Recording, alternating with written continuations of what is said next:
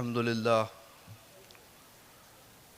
لله رب العالمين والعاقبة للمتقين والصلاة والسلام على سيد المرسلين وعلى آله وأصحابه أجمعين برحمتك يا أرحم الراحمين أما بعد فأعوذ بالله من الشيطان الرجيم بسم الله الرحمن الرحيم إن الله وملائكته يصلون على النبي يا أيها الذين آمنوا صلوا عليه وسلموا تسليما اللهم صل على سيدنا ومولانا محمد معدن الجود والكرم وعلى آله وصحبه وبارك وسلم صلاة والسلام عليك يا رسول الله صلى الله تعالى عليه وسلم. حاضرین محترم، یہ عظیم الشان عرس کی محفل اب اپنے اختتام کو پہنچ چکی ہے. کوئی لمبی چوڑی اور تفصیلی تقریر اور خطاب کرنے کے لیے مائک میرے سامنے نہیں لگایا گیا ہے. بہت سے علماء کرام خطبہ اعظام سے آپ نے اچھی تقریریں ضرور سماعت فرما لی ہوں گی. یہ مائک تھوڑی دیر کے لیے دین کی باتیں کچھ میری زبانی بھی آپ تک پہنچ جائیں اس لیے لگایا گیا ہے.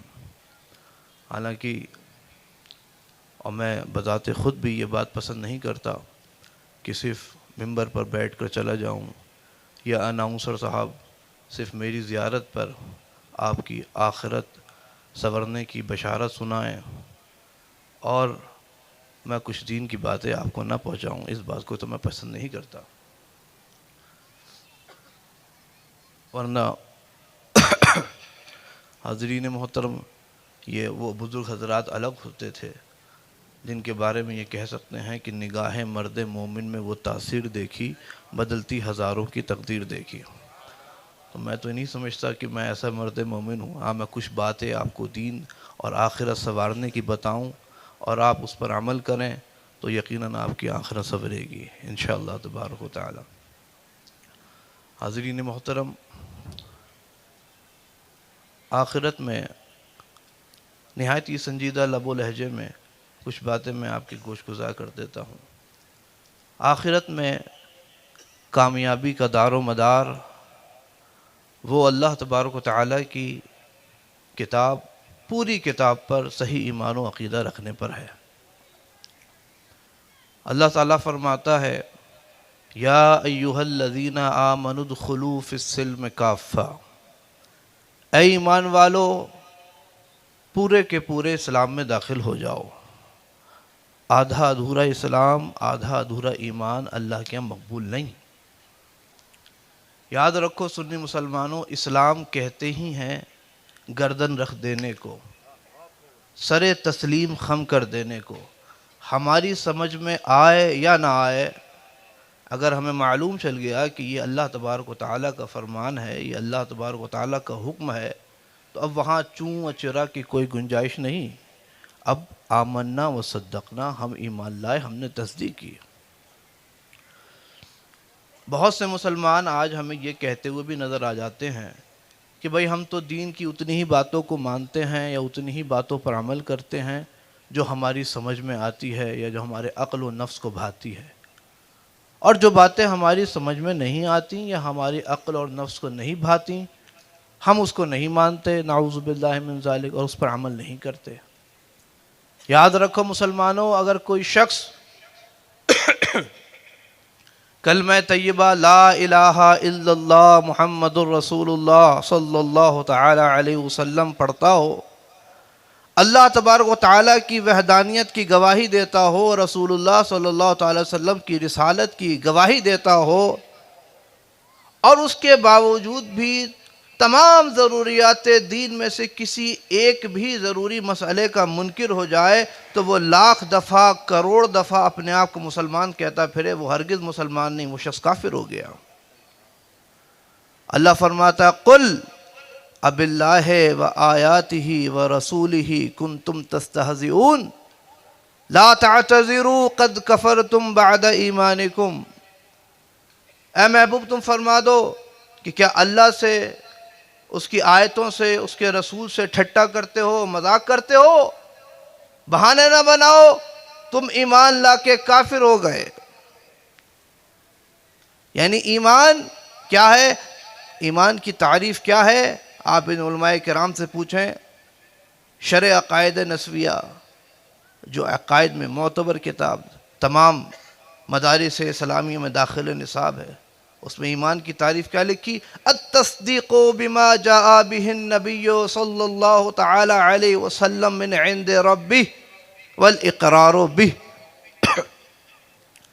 ہر اس بات کی تصدیق کرنا جو نبی کریم علیہ الصلاۃ والتسلیم اپنے رب کی بارگاہ سے لے کر تشریف لائے، دل سے اس کی تصدیق کرنا اور زبان سے اس کا اقرار کرنا، یہ ایمان کی تعریف ہے۔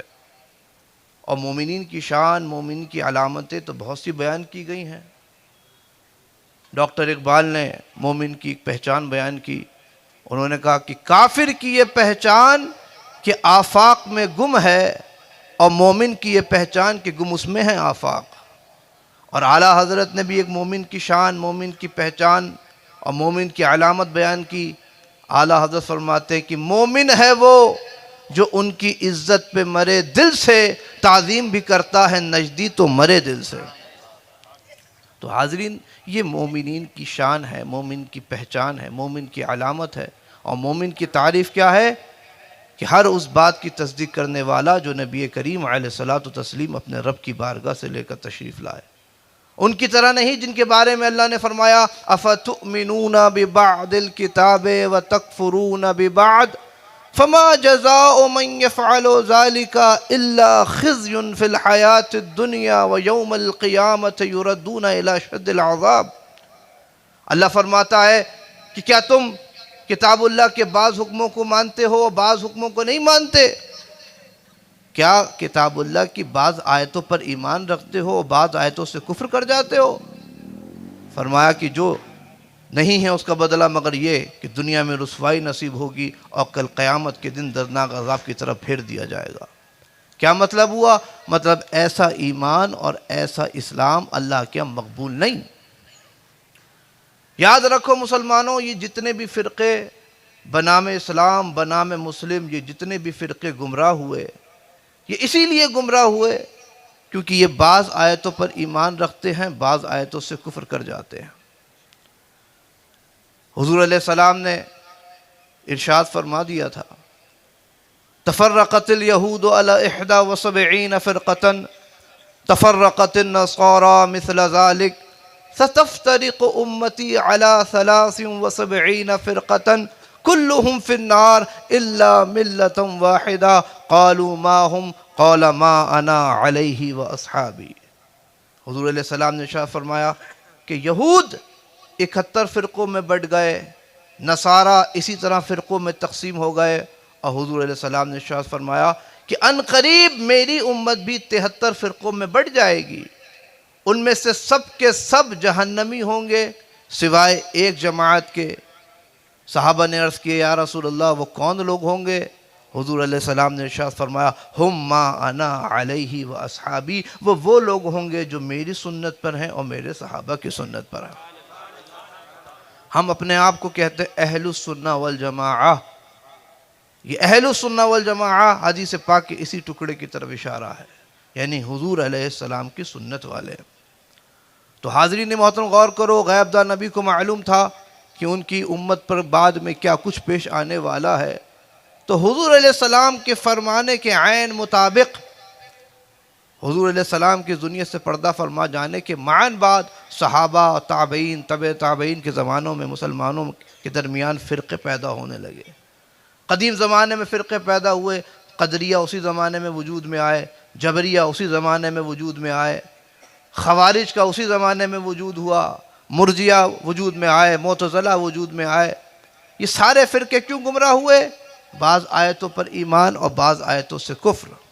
اور آج ہمارے زمانے میں جو فرقہ پائے جاتے ہیں، جو گمراہ فرقے پائے جاتے ہیں، وہ چاہیں دیوبندیوں کا فرقہ ہو، وہابیوں کا فرقہ ہو، خوارج کا فرقہ ہو، شیعوں کا فرقہ ہو، یہ سارے بھی اسی لیے گمراہ ہوئے کیونکہ بعض آیتوں پر ایمان اور بعض آیتوں سے کفر۔ آپ دیکھیں قدری کیا کرتا، جو تقدیر کا منکر تھا، ایک آیت پر ایمان، دوسری آیت سے کفر۔ اس آیت پر ایمان رکھے گا جس میں اللہ فرماتا ہے وَمَا ظَلَمْنَاهُمْ وَلَكِنْ كَانُوا أَنفُسَهُمْ يَظْلِمُونَ، اس آیت پر ایمان رکھے گا اور دوسری آیت سے کفر کر جائے گا جس میں اللہ فرماتا ہے وَاللَّهُ خَلَقَكُمْ وَمَا تَعْمَلُونَ۔ میں آیتوں کی ترجمہ اور تشریح نہیں کر رہا ہوں ورنہ بات بہت پھیلتی چلی جائے گی۔ اسی طرح جبری کرتے، ایک آیت پر ایمان، دوسری آیت پر کفر۔ اس پر ایمان رکھتے وَمَا تَشَاءُونَ إِلَّا أَن يَشَاءَ اللَّهُ رَبُّ الْعَالَمِينَ، اور دوسری آیت کریمہ اس کے کفر سے کفر کر بیٹھتے جس میں اللہ فرماتا ہے ذَلِكَ جَزَيْنَاهُمْ بِبَغْيِهِمْ۔ تو سارے فرقے، خوارج ہوئے، معتزلہ ہوئے، مرجئہ ہوئے، اور آج ہمارے زمانے میں وہابیہ کیا کرتے، ایک آیت پر ایمان، دوسری آیت سے کفر۔ وہ کہیں گے علم غیب نبی کا ہی مسئلہ اٹھا کے دیکھ لیجئے، ایک آیت پر ایمان رکھیں گے اور دوسری آیت سے کفر کر جائیں گے۔ اس آیت پر تو ایمان رکھیں گے جس میں اللہ فرماتا ہے قُلْ لَا يَعْلَمُ مَنْ فِي السَّمَاوَاتِ وَالْأَرْضِ الْغَيْبَ إِلَّا اللَّهُ، اے محبوب تم فرما دو کہ زمین و آسمان میں غیب کا علم اللہ کے سوا کسی کو نہیں ہے۔ اس پر ایمان رکھ کے کہیں گے دیکھو اللہ ہی نے تو قرآن میں فرمایا کہ غیب کا علم اللہ کے سوا کسی کو نہیں ہے، اس پر ایمان رکھیں گے اور دوسری آیت کریمہ سے کفر کر جائیں گے جس میں اللہ فرماتا ہے عالم الغیب فلا یظہر علی غیبہ احدا الا من ارتضی من رسول، کہ اللہ غیب کا جانکار، وہ اپنے غیب پر کسی کو مسلط نہیں فرماتا، کسی کو مطلع نہیں فرماتا مگر اپنے پسندیدہ رسولوں کو، اپنے پسندیدہ رسولوں کو وہ غیب کا علم عطا فرماتا ہے۔ ایک آیت پر ایمان اور دوسری آیت سے کفر۔ وہاں بھی کہے گا دیکھو قرآن پاک ہی میں تو ہے کہ اللہ فرماتا ہے عندہ مفاتیح الغیب، کہ غیب کی کنجیاں صرف اللہ کے پاس ہیں اور کسی کے پاس نہیں۔ کہے گا دیکھو قرآن پاک ہی میں تو ہے کہ اللہ نے فرمایا لہو مقالید السماوات والارض، کہ زمین و آسمان کی کنجیاں صرف اسی کی ہیں۔ کہا یہاں پہ دیکھو حصر ہے کہ اللہ ہی کی ہیں اور کسی کی نہیں ہیں۔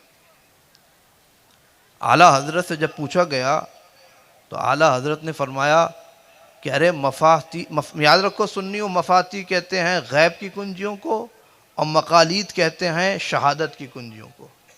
مفاتیح کہتے ہیں ظاہر کی کنجیوں کو اور مقالید کہتے ہیں، مفاتیح کہتے ہیں باطن کی کنجیوں کو اور مقالید کہتے ہیں ظاہر کی کنجیوں کو۔ اعلیٰ حضرت سے پوچھا گیا تو اعلیٰ حضرت نے فرمایا کہ ارے مفاتیح کا پہلا حرف تو دیکھو کہ کیا ہے، کہا کہ میم ہے، اور آخری حرف کیا ہے، کہا ہا ہے، اور مقالید کا پہلا حرف کیا ہے، کہا میم ہے، اور آخری حرف کیا ہے، کہا دال ہے۔ کہا ان سارے حروف کو ملا لو، میم ہا میم دال، ان سارے حروف کو ملاؤ گے تو بنے گا محمد، یعنی اشارہ اس جانب ہے کہ زمین و آسمان کی کنجیاں اور ظاہر و باطن کی کنجیاں اور غیب کی کنجیاں سب اللہ تبارک و تعالیٰ نے اپنے محبوب محمد مصطفیٰ کو عطا فرما دی ہیں۔ کنجی تمہیں دی اپنے خزانوں کی خدا نے، محبوب کیا مالک و مختار بنایا، اور مالک کونین ہیں گو پاس کچھ رکھتے نہیں، دو جہاں کی نعمتیں ہیں ان کے خالی ہاتھ میں۔ تو یاد رکھو مسلمانوں، یہ سارے فرقے کیوں گمراہ ہو رہے ہیں؟ ایک آیت پر ایمان، دوسری آیت سے کفر۔ اسی طرح شیعوں نے کیا، روافظ کیا کرتے شیعہ، یعنی وہ آیتیں جو اہل بیت پاک کی شان میں نازل ہوئیں ان پر تو ایمان رکھتے، وہ بھی گڑبڑ ایمان، اور وہ آیتیں جو صحابہ کرام کی شان میں نازل ہوئی ان سے کفر کر جاتے، ان کا انکار کر بیٹھتے۔ یعنی اس آیت پر تو ایمان رکھتے جو صحابہ کی اہل بیت پاک کی شان میں نازل ہوئی کہ اللہ فرماتا انما یرید اللہ لیذھب عنکم الرجس اہل البیت ویطہرکم تطہیرا، اس آیت پر ایمان۔ اب وہ ساری آیتیں جو صحابہ کی شان میں نازل ہوئیں ان سے کفر کر بیٹھتے۔ اللہ نے صحابہ کی شان میں فرمایا رضی اللہ عنہم ورضوا عنہ، اللہ ان سے راضی وہ اللہ سے راضی۔ اللہ نے صحابہ کی شان میں فرمایا محمد رسول اللہ والذین آمنوا معہ اشداء علی الکفار رحماء بینہم، اور اللہ نے صحابہ کی شان میں فرمایا کلا وعد اللہ الحسنى، کہ اللہ نے ہر صحابی کے ساتھ جنت کا، بھلائی کا اور حسنہ کا وعدہ فرما لیا ہے۔ اب ہم یہ نعرہ لگاتے ہیں نا سنی مسلمان کہ ہر صحابی نبی جنتی جنتی، یہ اسی آیت کریمہ کی اسی ٹکڑے کی طرف اشارہ ہے۔ حضرت امیر معاویہ رضی اللہ تعالیٰ عنہ، ان کے بارے میں بھی دو قول ہیں۔ ایک قول تو یہ ہے کہ آپ فتح مکہ سے پہلے ہی ایمان لے آئے تھے، اور دوسرا قول یہ ہے کہ فتح مکہ کے بعد ایمان لائے۔ بہرحال اور بہر صورت یہ قول اختیار کرو چاہے وہ قول اختیار کرو، اللہ تبارک و تعالیٰ نے ان کے ساتھ بھی جنت کا، بھلائی کا اور حسنہ کا وعدہ فرما لیا ہے۔ تو یاد رکھو سنی مسلمانوں کہ یہ سارے فرقے اسی لیے گمراہ ہو رہے ہیں کیونکہ ایک بات کو مانتے ہیں اور دوسری بات کو نہیں مانتے۔ اور اہل سنت و جماعت وہ مبارک جماعت ہے جو پورے قرآن پر، پورے قرآن کریم کے الحمد کی الف سے لے کر والناس کی سین تک ہر صورت، ہر آیت، ہر لفظ پر صحیح ایمان و عقیدہ رکھنے والی جماعت ہے۔ یہ وہ مبارک جماعت ہے جو نہ توحید کی آڑ میں شان رسالت میں تنقیص کا ارتکاب کرتی ہے اور نہ محبت اہل بیت پاک کے نام پر صحابہ کرام کی شان میں گستاخیاں کرتی ہے۔ یہ وہ مبارک جماعت ہے جو توحید کا بھی علم بلند کرتی ہے اور عشق رسالت کا بھی علم بلند کرتی ہے، محبت صحابہ کا بھی علم بلند کرتی ہے اور محبت اہل بیت اعظام کا بھی علم بلند کرتی ہے اور محبت اولیاء و صالحین کا بھی علم بلند کرتی ہے۔ جب توحید و رسالت کی بات آئی تو امام اہل سنت نے فرمایا کہ وہی رب ہے جس نے تجھ کو ہما تن کرم بنایا، ہمیں بھیک مانگنے کو تیرا آستاں بتایا، تجھے حمد ہے خدایا، تجھے حمد ہے خدایا۔ جب عشق رسالت کی بات آئی تو امام اہل سنت نے سنیوں کو یہ درس دیا کہ اے عشق تیرے صدقے جلنے سے چھٹے سستے، جو آگ بجھا دے گی وہ آگ لگائی ہے۔ جب خلفائے راشدین کی محبت کی بات آئی تو امام اہل سنت فرماتے ہیں کہ جنا بنے گی محبان چار یار کی قبر، جو اپنے سینے میں یہ چار باغ لے کے چلے۔ اور پھر جب تمام صحابہ کرام اور تمام اہل بیت پاک کی محبت کی بات آئی تو امام اہل سنت فرماتے ہیں کہ اہل سنت کا ہے بیڑا پار، اصحاب حضور نجم ہیں اور ناؤ ہے اطرت رسول اللہ کی۔